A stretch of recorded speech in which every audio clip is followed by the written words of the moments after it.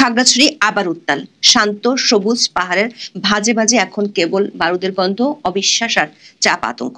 সাম্প্রতিক কয়েকটি হত্যাকাণ্ড, ধর্ষণ, অপহরণ এবং রাজনৈতিক উত্তেজনার ঘটনায় এই অঞ্চলের পরিস্থিতি আবারও অগ্নিগর্ভ হয়ে উঠেছে। তবে এবারের সংকট শুধু পাহাড়ের পুরনো জাতিগত সংঘাতের পুনরাবৃত্তি মনে হচ্ছে না, বরং একটি ধর্ষণের ঘটনাকে কেন্দ্র করে তৈরি হওয়া সবশেষ উত্তাল পরিস্থিতির সঙ্গে জড়িয়ে গেছে বহুমাত্রিক কিছু বিষয়। বাংলাদেশের নিরাপত্তা বাহিনী অস্ত্রতার প্রধান দায় ইউপিডিএফ এর উপর চাপিয়েছে। সেনাবাহিনী একে দেখছে পাহাড়ি বাঙালি দাঙ্গা বাঁধানোর বড় ধরনের ষড়যন্ত্র হিসেবে, যার জন্য বহিরাগত সন্ত্রাসীদের দেশীয় অস্ত্র সরবরাহ করা হচ্ছে। তবে সেনাবাহিনীর এই বিবৃতির একদিন পরেই অন্তর্বর্তী সরকারের স্বরাষ্ট্র উপদেষ্টার বক্তব্য বিষয়টিকে আঞ্চলিক ভূ রাজনীতির দিকে ঠেলে দিয়েছে। উপদেষ্টা জাহাঙ্গীর আলম চৌধুরী এই অস্থিরতার পেছনে সরাসরি ভারতের ইন্ধন এবং ফ্যাসিস্টদের ষড়যন্ত্রকে দায়ী করেছেন। আবার খাগড়াছড়ি এমন এক সময় উত্তাল হয়ে উঠেছে যখন মিয়ানমারের সশস্ত্র বিদ্রোহী গোষ্ঠী আরাকান আর্মি তাদের উপর হামলায় রোহিঙ্গাদের দুটি সশস্ত্র গোষ্ঠীকে সহায়তার জন্য বাংলাদেশের বাহিনীগুলোকে দোষারোপ করেছে। অথচ বাংলাদেশের জাতীয় নিরাপত্তা উপদেষ্টা খলিলুর রহমান একটি আন্তর্জাতিক সভায় আরাকান আর্মির পক্ষে সাফাই গেছেন। অন্যদিকে খাগড়াছড়ির ঘটনায় সরকারের কিংস পার্টি এনসিপির এক নেতার বিরূপ মন্তব্যে দলটির মধ্যে ভাঙন দেখা দিয়েছে। সব মিলিয়ে বাংলাদেশের পার্বত্য অঞ্চলের এই সংঘাত বহুদিন ধরে যেটি ছিল পাহাড়ের পুরনো জাতিগত সংঘাত আর ভূমির লড়াই, সেটির সঙ্গে জড়িয়ে পড়েছে আঞ্চলিক ভূ রাজনীতি। বাংলাদেশের অভ্যন্তরীণ রাজনীতিতে জাতিগত মেরুকরণ এবং মিয়ানমারের সীমান্ত সংঘাতের ছায়া, যেটি আবারও সীমান্তে সেই ছায়া যুদ্ধের শঙ্কাকে জাগিয়ে তুলছে। বিস্তারিত জানতে চলুন যাওয়া যাক বিশ্লেষণে। গত 18 সেপ্টেম্বর কানাডা সরকার বাংলাদেশ ভ্রমণে দেশটির নাগরিকদের সতর্ক করে। দেশটির সরকারি ওয়েবসাইটে ভ্রমণ বিভাগের বিজ্ঞপ্তিতে বাংলাদেশ ভ্রমণে সতর্কতামূলক হলুদ চিহ্ন জারি করা হয়েছে, অর্থাৎ উচ্চমাত্রায় সতর্ক থাকতে বলা হয়েছে। আর বাংলাদেশের পার্বত্য 3 জেলায় ভ্রমণের ক্ষেত্রে সতর্কতামূলক লাল চিহ্ন জারি করেছে কানাডা সরকার, অর্থাৎ পার্বত্য অঞ্চল ভ্রমণ নিষেধ করে। এর ঠিক 5 দিনের মধ্যে উত্তাল হয় পার্বত্য জেলা খাগড়াছড়ি। জেলার সাম্প্রতিক অস্থিরতার সূত্রপাত হয় একটি ফৌজদারি অপরাধকে কেন্দ্র করে, যা দ্রুতই রাজনৈতিক ও জাতিগত সংঘাতে মোড় নেয়। গত 23 সেপ্টেম্বর রাতে খাগড়াছড়ির সিঙ্গিনালা এলাকায় এক স্কুল ছাত্রীকে ধর্ষণের অভিযোগ ওঠে। অভিযুক্ত সহনশীলকে 24 সেপ্টেম্বর সেনাবাহিনী গ্রেফতার করে এবং তাকে রিমান্ডে নেয় পুলিশ।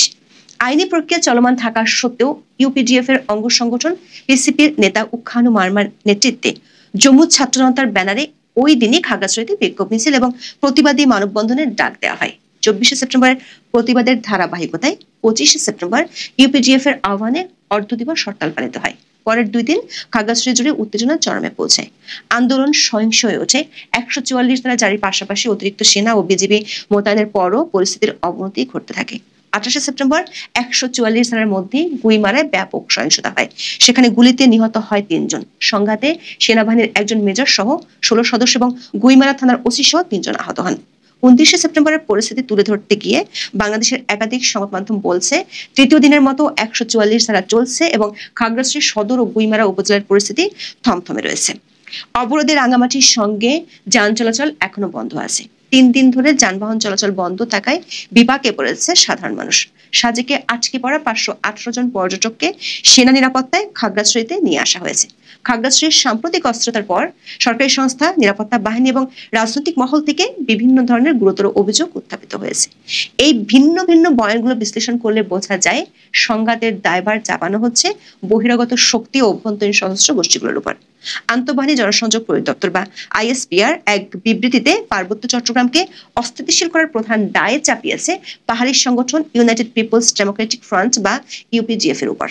সেনাবাহিনীর মতে এটি শুধুমাত্র একটি স্থানীয় বিক্ষোভ নয়, বরং পার্বত্য চট্টগ্রাম অঞ্চলকে অস্থিতিশীল করা এবং পাহাড়ি বাঙালি দাঙ্গা বাঁধানোর একটি বড় ধরনের ষড়যন্ত্র। আইএসপিআর অভিযোগ করে ইউপিডিএফ এবং তার অঙ্গ সংগঠনগুলো সুপরিকল্পিতভাবে এলাকার নারী এবং স্কুলগামী শিশুদের বিভিন্ন পন্থায় তাদের নাশকতামূলক কর্মকাণ্ডে অংশগ্রহণে বাধ্য করছে। সেনাবাহিনী এখানে আগের একটি ঘটনা তুলে ধরেছে। তারা বলছে, 2024 সালের সেপ্টেম্বরে মোটরসাইকেল চালক মামুন হত্যাকাণ্ডের জেরে ইউপিডিএফ সাম্প্রদায়িক উত্তেজনা ছড়ানোর চেষ্টা করেছিল। চলতি বছরের ঘটনাটি ঠিক তার 1 বছর পূর্তিতে একই ধরনের উত্তেজনার সৃষ্টির চেষ্টা। এই বক্তব্য থেকে স্পষ্ট যে নিরাপত্তা বাহিনী এই সশস্ত্র গোষ্ঠীগুলোকে স্থানীয় সমস্যার আড়ালে একটি বৃহত্তর পূর্ব পরিকল্পিত চক্রান্তের অংশ হিসেবে দেখছে। সেনাবাহিনী তাদের বিবৃতিতে বলছে, দেশীয় বা পাহাড়ের সন্ত্রাসী গ্রুপগুলোকে বহিরাগত একটি পক্ষ অস্ত্র সরবরাহ করছে, যদিও এই বহিরাগত কারা সেটি বিবৃতিতে পরিষ্কার করা হয়নি। তবে পার্বত্য অঞ্চলের একাধিক সূত্র বলছে সাম্প্রতিক সময়ে সীমান্তে নিরাপত্তা ইস্যুতে বাংলাদেশের নিরাপত্তা বাহিনীগুলোর সাথে মিয়ানমারের সশস্ত্র বিদ্রোহী গোষ্ঠী আরাকান আর্মির বিরোধ চলছে। সেটির প্রমাণ পাওয়া যায় আরাকান আর্মির বিবৃতিতে। সশস্ত্র বিদ্রোহী গ্রুপ গত 10 দিনে দুটি বিবৃতি দিয়েছে। প্রথম বিবৃতিটি দেয় 19 সেপ্টেম্বর আর সবশেষ বিবৃতিটি দেয় 27 সেপ্টেম্বর। দর্শক খেয়াল করে দেখুন, কানাডা সরকার পার্বত্য অঞ্চলে ভ্রমণ নিষেধাজ্ঞার নোটিশটি দিয়েছিল 18 সেপ্টেম্বর। তার একদিন পরে আসে আরাকান আর্মির বিবৃতি। তাদের প্রথম বিবৃতির চেয়ে শেষ বিবৃতিটি ছিল বেশ বড়। দুটি বিবৃতিতে বাংলাদেশ নিরাপত্তা বাহিনীগুলোর উপর একটি গুরুতর অভিযোগ করা হয়েছে।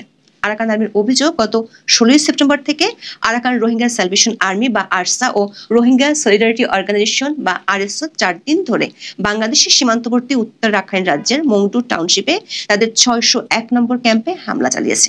সবশেষ বিবৃতিতে আরসা এবং আরএসওকে সাহায্য করার জন্য বিজিবিকে দায়ী করা হয়েছে। আরাকান আর্মির অভিযোগ, বিজিবির কিছু কর্মকর্তার সহায়তায় রোহিঙ্গা সশস্ত্র গোষ্ঠীগুলো বাংলাদেশ থেকে মিয়ানমারে গিয়ে আরাকান আর্মির ক্যাম্পে হামলা চালাচ্ছে। এর আগে আরাকান আর্মির প্রধান তুয়ান মারুত নাইমে সংবাদ মাধ্যম ইরাবতীর কাছে একই অভিযোগ করেন। তার দাবি, রোহিঙ্গাদের নির্দেশ দেওয়া হচ্ছে যেন তাওংপিও এলাকায় হামলা চালানো হয়। ওই এলাকা বাংলাদেশ সীমান্তের কাছে। দর্শক, খুবই গুরুত্বপূর্ণ একটি বিষয় হলো আরাকান আর্মি তাদের সবশেষ বিবৃতিতে বাংলাদেশ সরকারকে একটি প্রচ্ছন্ন হুমকিও দিয়ে রেখেছে। তারা বলেছে এই ধরনের কর্মকাণ্ডের বিরুদ্ধে বাংলাদেশ সরকারের খুব দ্রুত পদক্ষেপ নিতে হবে। যদি বাংলাদেশ পদক্ষেপ নিতে ব্যর্থ হয় তাহলে সীমান্তে নিরাপত্তা, দুপক্ষের মধ্যকার সম্পর্ক প্রভাবিত হবে, এমনকি দুদিকে অস্থিরতা বাড়বে। এরই মধ্যে খাগড়াছড়িতে অস্থিরতা দেখা দিয়েছে। পার্বত্য চট্টগ্রামের একাধিক সূত্র বলছে বাংলাদেশের সীমান্তবর্তী এলাকায় আরাকান আর্মি তাদের নিয়ন্ত্রণ হারিয়ে ফেলেছে, কিন্তু ভাষা ও ধর্মের মিল থাকার কারণে পার্বত্য অঞ্চলের মানুষের সাথে তাদের ভালো সম্পর্ক। অভিযোগ আছে আরাকান আর্মির সাথে পাহাড়ের সশস্ত্র গ্রুপগুলোর ভালো সম্পর্ক। এর আগে কেএনএফ বা কুকি চীনকে সহায়তার অভিযোগ ছিল তাদের বিরুদ্ধে। আবার কেএনএফ টাকার বিনিময়ে ইসলামী জঙ্গি গোষ্ঠী জামাতুল আনসার ফিল হিন্দাল সার্কিয়াকে অর্থের বিনিময়ে আশ্রয় প্রশিক্ষণ দিয়েছে। কেএনএফ থেকে প্রশিক্ষণপ্রাপ্ত এসব জঙ্গিরা গত বছরের 5 আগস্ট জেল থেকে পালালেও তাদের আর ধরা যায়নি। বাংলাদেশের পাহাড়ি অঞ্চলকে অশান্ত করার পেছনে আরাকান আর্মির বিরুদ্ধে অভিযোগ থাকলেও বাংলাদেশের জাতীয় নিরাপত্তা উপদেষ্টা জনাব খলিলুর রহমানের বক্তব্য ভিন্ন তথ্য দিচ্ছে। সম্প্রতি বৈশ্বিক শরণার্থী ও রাজনৈতিক আশ্রয় ব্যবস্থা কি ভুল হয়েছে এবং কিভাবে তা ঠিক করা যায় শিরোনামে জাতিসংঘের সাধারণ পরিষদের একটি উচ্চ পর্যায়ের সাইজ ইভেন্ট অনুষ্ঠিত হয়। সে অনুষ্ঠানে খলিলুর রহমান বলেছেন আরাকান আর্মির সাথে তারা যোগাযোগ রাখছেন। আরাকান আর্মি তার কাছে বেশ কিছু ছবি পাঠিয়েছে যেখানে দেখা যাচ্ছে আরাকান আর্মি রোহিঙ্গাদের জন্য মসজিদ নির্মাণ করছে। জনাব খলিলুর রহমান এমন দাবি করলেও বাংলাদেশের একাধিক সংবাদ মাধ্যমের খবর হলো আরাকান আর্মি নির্যাতন ও হত্যাকাণ্ড থেকে বাঁচতে রোহিঙ্গারা সীমান্ত পাড়ি দিয়ে বাংলাদেশে ঢুকছে। আরাকানিদের মানবিক করিডোর দেওয়ার বিষয়টি নিয়ে ব্যাপক সমালোচনা থাকা সত্ত্বেও এর আগে 6 মে খলিলুর রহমান বলেছিলেন যে যাই বলুক তাতে তার কিচ্ছু যায় আসে না, তিনি আরাকান আর্মির সাথে যোগাযোগ করবেন। যদিও এর মধ্যে আরাকান আর্মি বাংলাদেশের শতাধিক জেলেকে ধরে নিয়ে গেছে। সরকার একাধিক সূত্র বলছে পার্বত্য অঞ্চলে অপহরণের জন্য মূলত দায়ী ইউপিডিএফ এর একটি গ্রুপ। সীমান্তে তাদের সহায়তা করে আরাকান আর্মি। সীমান্তে মাদক চালানোর পিছনেও এই দুটি গোষ্ঠীকেই দায়ী করা হয়। নন স্টেট অ্যাক্টর হিসেবে আরাকান আর্মির সাথে যোগাযোগ রাখা ও তাদের সুবিধা দেওয়ার বিষয়টি নিয়ে নিরাপত্তা বাহিনী ও সরকারের মধ্যে দূরত্ব আছে। এর মধ্যে 29 সেপ্টেম্বর পার্বত্য জেলা খাগড়াছড়ির উত্তাল পরিস্থিতি নিয়ে বিস্ফোরক মন্তব্য করেছেন স্বরাষ্ট্র উপদেষ্টা। তিনি অভিযোগ করেছেন খাগড়াছড়িতে চলমান সহিংসতায় ভারতের ইন্ধন আছে। তিনি নাম উচ্চারণ না করে শেখ হাসিনার দিকেও আঙ্গুল তুলেছেন। বলেছেন একটি মহল খাগড়াছড়িতে অস্থিতিশীল পরিস্থিতি তৈরির চেষ্টা করছে। ভারত বা ফ্যাসিস্টদের ইন্ধনে এই ঘটনা ঘটছে। মাত্র কয়েকদিন আগে প্রধান উপদেষ্টা অধ্যাপক ইউনূস নিউ ইয়র্কে বসে ভারতের বিরুদ্ধে অভিযোগ করেছেন। তার 2 দিন পর জামাত নেতা সৈয়দ আব্দুল্লাহ তাহের, যিনি ডক্টর ইউনূসের সাথে নিউ ইয়র্ক গিয়েছেন, তিনিও সেখানে ভারতের বিরুদ্ধে বিরূপ মন্তব্য করেছেন। দর্শক, আরাকান আর্মির সাম্প্রতিক অভিযোগ আবার স্বরাষ্ট্র উপদেষ্টার ভারতকে সরাসরি দায়ী করা, এই দুটি ঘটনা দৃশ্যত খাগড়াছড়ির অস্থিরতাকে আঞ্চলিক ভূ রাজনীতির দিকে ঠেলে দিচ্ছে। স্বরাষ্ট্র উপদেষ্টার মন্তব্যটি অত্যন্ত সংবেদনশীল। আগে পার্বত্য অঞ্চলের সমস্যাকে দেখা হতো ভূমি বিরোধ নিষ্পত্তিতে দীর্ঘদিনের অচল অবস্থা বা সশস্ত্র গোষ্ঠীগুলোর চাঁদাবাজি নিয়ন্ত্রণের ব্যর্থতা হিসেবে। কিন্তু সরকারের দায়িত্বশীল উপদেষ্টা যখন সরাসরি পার্শ্ববর্তী দেশকে দোষারোপ করছেন তখন সেটি ভিন্ন মাত্রা পেয়ে গেল। অনেকদিন ধরে নানা মহলে আলোচনা চলছে পার্বত্য অঞ্চলের সীমান্তবর্তী এলাকায় মিয়ানমারের যুদ্ধ পরিস্থিতি বাংলাদেশকে ছায়া যুদ্ধে জড়িয়ে ফেলতে পারে। স্বরাষ্ট্র উপদেষ্টার এমন মন্তব্য সে আলোচনাকে হয়তো নতুন করে ফিরিয়ে আনবে। যদি স্বরাষ্ট্র উপদেষ্টার অভিযোগ ঠিক হয় তাহলে বাংলাদেশের সীমান্তে আঞ্চলিক সংঘাতের আশঙ্কা তৈরি হবে। অবশ্য এখনো পর্যন্ত ভারতের পক্ষ থেকে কোনো প্রতিক্রিয়া পাওয়া যায়নি। এদিকে খাগড়াছড়ির অস্থিরতা শুধু পাহাড়ের মানুষকে বিভক্ত করেনি, এটি সমতলের রাজনৈতিক দলগুলোর মধ্যে জাতিগত মেরুকরণ তৈরি করেছে। এর প্রধান উদাহরণ হলো জাতীয় নাগরিক পার্টির নেতা আব্দুল হান্নান মাসুদের বিতর্কিত মন্তব্য। তিনি পাহাড়ি কিশোরীকে দলবদ্ধ ধর্ষণের অভিযোগের ঘটনাকে ভুয়া ধর্ষণ হিসেবে উল্লেখ করে বক্তব্য দেন।